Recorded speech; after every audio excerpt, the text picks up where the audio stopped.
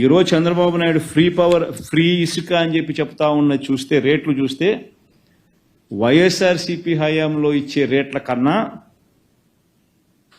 ఈరోజు ఎక్కువ రేటుకు అమ్ముతా ఉండరు. వైఎస్ఆర్సీపీ హయాంలో ఇచ్చే రేటు కన్నా ఈరోజు ఫ్రీగా శాండ్ ఇస్తానని చెప్పిన చంద్రబాబు నాయుడు అంతకన్నా ఎక్కువ రేటుకు అమ్ముతా ఉన్నాడు ఈరోజు. కనీసం అప్పుడన్నా రాష్ట్ర ప్రభుత్వానికి 375 రూపాయలు టన్నుకు వచ్చేది.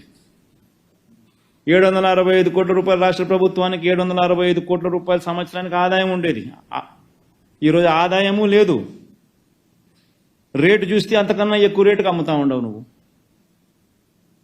ఇంకా భయానకమైన విషయం ఏమిటనంటే, ఇదే చంద్రబాబు నాయుడు గారు కొడుకు ఎన్నికలప్పుడు మీకు అందరికీ గుర్తున్నాయా? ఇసుక స్టాక్ యార్డ్లకు పోయి సెల్ఫీలు దిగారు. ఇసుక కొండలు, ఇసుక గుట్టలు అని చెప్పి సెల్ఫీలు దిగి ఫోటోలు దిగినారు. మీ అందరికీ గుర్తుండే ఉంటుంది అందరికీ కూడా. ఆయన ఎలక్షన్స్ అప్పుడు దిగిన ఫోటోలు, ఇసుక కొండలు, ఇసుక గుట్టలు ఏమైనా ఇప్పుడు వర్షాకాలంలో ప్రజలు ఇబ్బంది పడకూడదని చెప్పి 80 లక్షల టన్నుల స్టాక్ యార్డ్స్లో పెడితే వీళ్ళు ఫోటోలు దిగి సెల్ఫీలు దిగి ట్వీట్ చేసిన ఫోటోలు పెడితే వచ్చిన 2 నెలలకు, 2 నెలలు కూడా 40 రోజులకు ఎడా పెడ 80 లక్షలు 40 లక్షలు అమ్మేసినారు. ఎవడోడు పరిధిలో వాడు ఎమ్మెల్యే పరిధిలో, ఆ ఎమ్మెల్యే ఆ ప్రాంతానికి సంబంధించిన లీడర్లు, లెఫ్ట్ రైట్ సెంటర్, వాళ్ళ మీద యాక్షన్ తీసుకోగలుగుతాడా ఈ మనిషి?